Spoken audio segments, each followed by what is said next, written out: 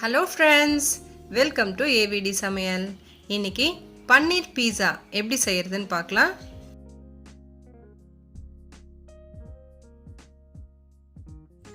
இப்போ நம்ம ஈஸ்ட்டை ஆக்டிவேட் பண்ணிக்கலாம்.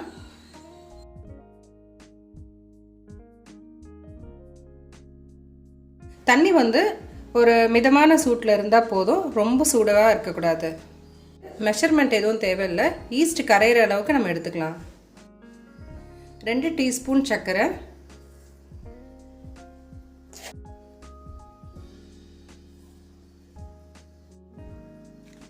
1/2 ஸ்பூன் ட்ரை ஈஸ்ட்,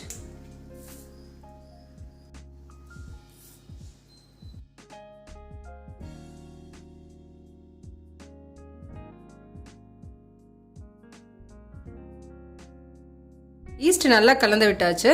நல்லா பொங்கி வர வரைக்கும் வெயிட் பண்ணலாம். ஈஸ்ட் இப்போ நல்லா பொங்கி வந்திருக்கு.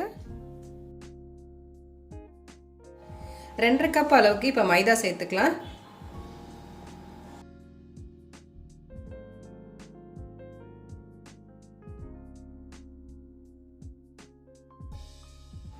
இப்போ மொத்தத்தில் ஒரு 350 கிராம் அளவுக்கு நம்ம மாவு எடுத்துக்கலாம். 1 டீஸ்பூன் உப்பு, 2 டேபிள் ஸ்பூன் எண்ணெய்,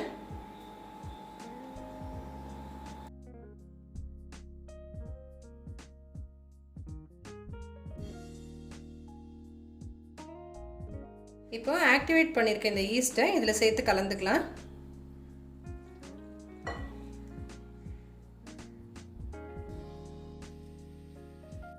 இதில் கொஞ்சம் கொஞ்சமாக தண்ணி சேர்த்து நல்லா சப்பாத்தி மாவு பதத்துக்கு பிசைஞ்சு எடுத்துக்கலாம்.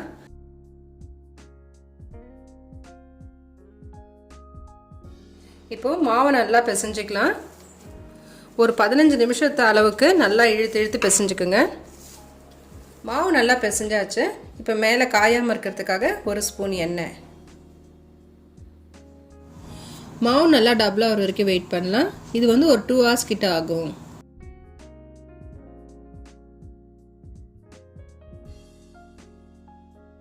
இப்போது 1.5 hour ஆயிருக்கு. மாவு நல்லா பொங்கி வந்திருக்கு.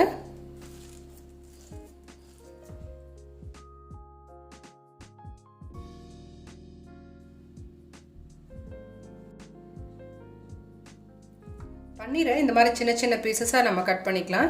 அப்போ தான் நம்ம பிஸா சாப்பிடும் போது நடுவில் வரும்போது நல்லா டேஸ்டியாக இருக்கும். இப்போது பன்னீரை நல்லா மேரினேட் பண்ணிக்கலாம்.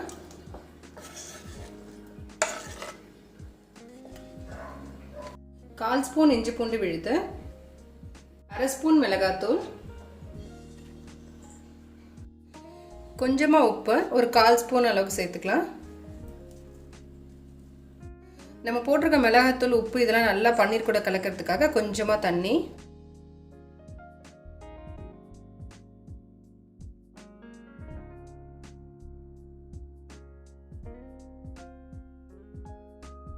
இப்போ இது ஒரு 5 நிமிஷம் போல் நல்லா ஊறட்டும். கொஞ்சமாக எண்ணெய்,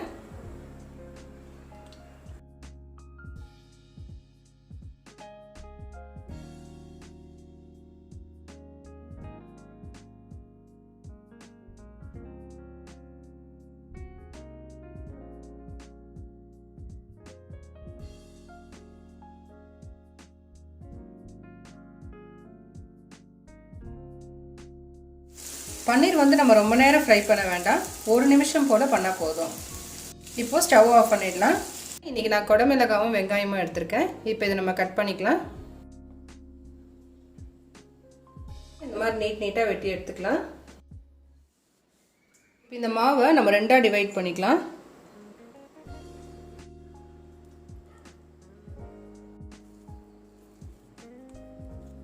நம்ம பிஸா செய்கிறதுக்கு பிஸா பேன் தான் இருக்கணும்னு அவசியம் இல்லை. நம்ம வீட்டில் இருக்க தோசைக்கல்லை வச்சே நம்ம இப்போ ரெடி பண்ணிக்கலாம். இதில் கொஞ்சமாக எண்ணெய்,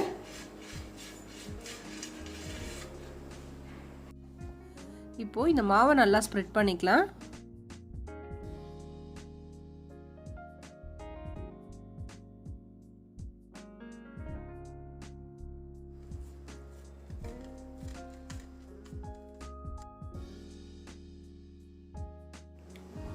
ஒரு ஃபோர்க் வச்சு இப்படி ஹோல்ட் பண்ணிக்கலாம்.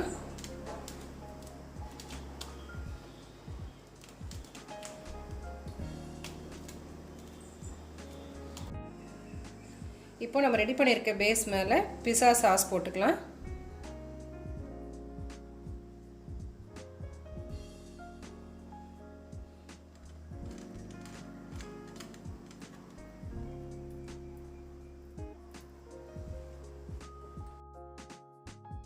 mozzarella cheese,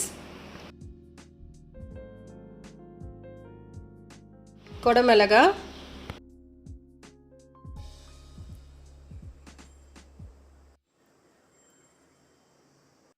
இப்போ இது மேலே வெங்காயம், சாட்டை பண்ணி வச்சிருக்க பன்னீரை சேர்த்துக்கலாம்.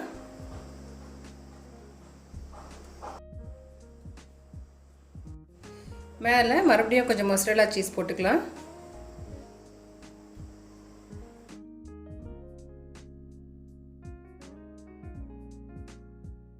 இப்போ இது மேலே நான் கொஞ்சம் செடார் சீஸையும் சேர்த்துக்கிறேன். இது வந்து ஆப்ஷனல் தான். நம்ம ஆனால் சீஸ் எவ்வளோ சேர்க்குறோமோ அவ்வளோ பிஸா நல்லா டேஸ்டியாக இருக்கும். இதில் ஆரிகனோ போட்டுக்கலாம். நம்ம ஆரிகனோ சேர்க்கும் போது நமக்கு பிஸா ஃப்ளேவர் வந்து நல்லா சூப்பராக இருக்கும். இப்போ இதே மாதிரி இன்னொரு பிஸாவையும் ரெடி பண்ணிக்கலாம்.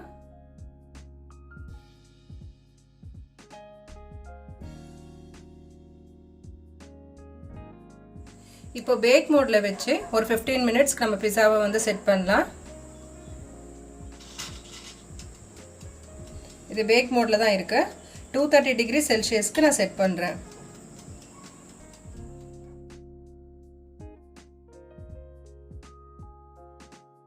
நம்ம இப்போ ஸ்டவ்வில் எப்படி பண்ணுறதுன்னு பார்க்கலாம். அதுக்காக ஒரு குக்கரை வச்சுட்டு கொஞ்சமாக நான் அதில் உப்பு சேர்த்துக்கிறேன்.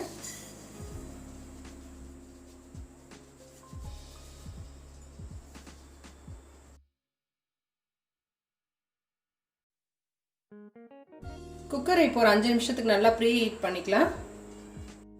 கேஸ்கெட் எதுவும் போடாமல் வெறும் மூடியை மட்டும் போட்டு நல்லா செட் பண்ணிக்கோங்க.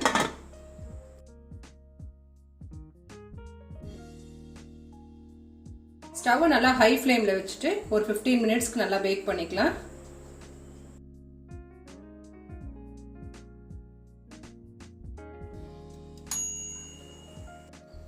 பீஸா ரெடி ஆயிடுச்சு.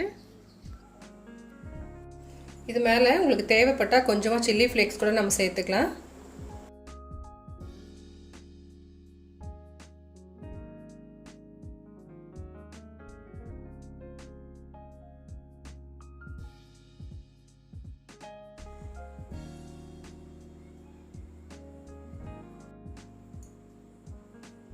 இப்போ 15 மினிட்ஸ் ஆயிடுச்சு. நம்ம குக்கரில் செஞ்சது எப்படி வந்திருக்குன்னு பார்க்கலாம். நம்ம குக்கரில் பண்ணதும் நல்லா சூப்பராக வந்திருக்கு.